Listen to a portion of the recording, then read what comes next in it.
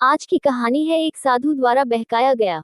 एक दिन बुद्ध का एक सन्यासी उस गली से गुजर रहा था जहां वह भिक्षा मांगने गया था।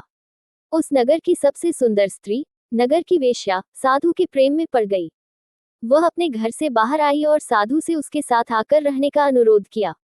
और जल्द ही बारिश का मौसम आने वाला था, इसलिए वेश्या ने कहा, आप बारिश के मौसम में मेरे साथ क्यों नहीं रहते, क्योंकि भिक्षुओं को कहीं ना कहीं रहना होता है। 4 महीनों तक वर्षा ऋतु के दौरान भिक्षु आगे नहीं बढ़ते हैं, इसलिए आपको कहीं रहना होगा, आपको कोई आश्रय ढूंढना होगा, मेरे साथ क्यों नहीं। उन्होंने कहा, बिल्कुल ठीक है, मुझे बस अपने गुरु से पूछना होगा, उनकी अनुमति मांगनी होगी। यदि वह हाँ कह दे तो मैं कल सुबह आपके द्वार पर उपस्थित हो जाऊंगा।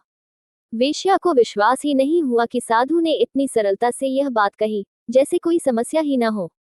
उन्होंने कहा, बिल्कुल ठीक है, मुझे कहीं रुकना है। मैं किसी से 4 महीने के लिए आश्रय मांगने जा रहा था, और यह आपकी ओर से एक उपहार है।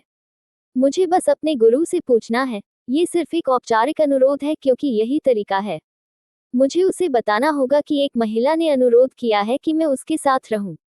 क्या मैं उसके साथ रह सकता हूं? अन्य भिक्षुओं ने इसके बारे में सुना, और निस्संदेह उन्हें ईर्ष्या हुई। इसे बर्दाश्त करना नामुमकिन था। ये तो बहुत ज्यादा था। लेकिन उन्होंने इंतजार किया क्योंकि उन्हें लगा कि बुद्ध बिल्कुल नहीं कहेंगे, स्पष्ट रूप से नहीं कहेंगे। एक सन्यासी और एक वेश्या के साथ रहना। और जब भिक्षु ने बुद्ध से पूछा, तो बुद्ध ने भिक्षु की ओर देखा और कहा, बिल्कुल सही, आप उसके साथ रह सकते हैं। अब अन्य लोग खड़े हो गए और उन्होंने कहा, यह उचित नहीं है। और क्या आपको जोखिम दिखता है? यह एक युवक है, और वह महिला लगभग एक जादूगरनी है।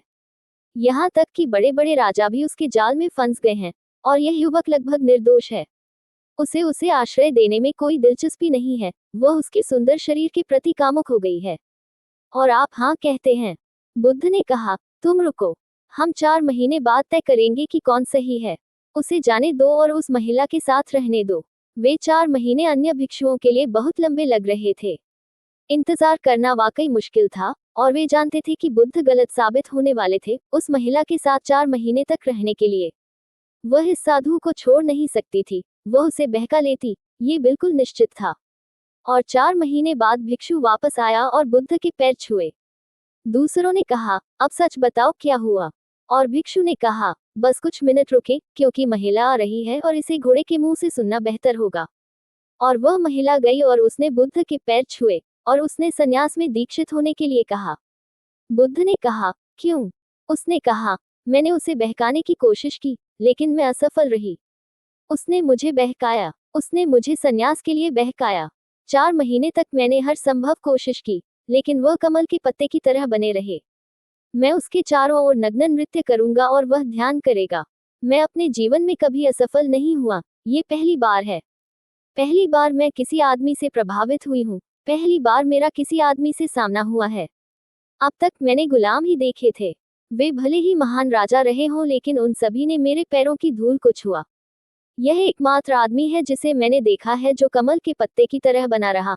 मैंने हर संभव कोशिश की, अच्छा भोजन, सुंदर कमरा, सुंदर कपड़े, सुंदर बिस्तर, उसके लिए हर संभव आराम, और वह कभी भी मना नहीं करेगा, लेकिन मैं असफल रहा। मैं उसका ध्यान भटका नहीं सका, और वह मुझ पर हंसते थे। मैं अपना सबसे प्रिय नृत्य करूंगा और मैं अपने कपड़े उतार फेंकना शुरू कर दूंगा, इस इंतजार में कि शायद अब उसकी आंखों में कुछ वासना जगे, लेकिन कभी नहीं।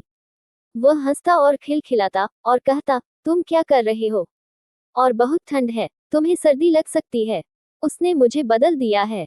अब मैं भी वैसा ही बनना चाहूंगा, कमल का पत्ता।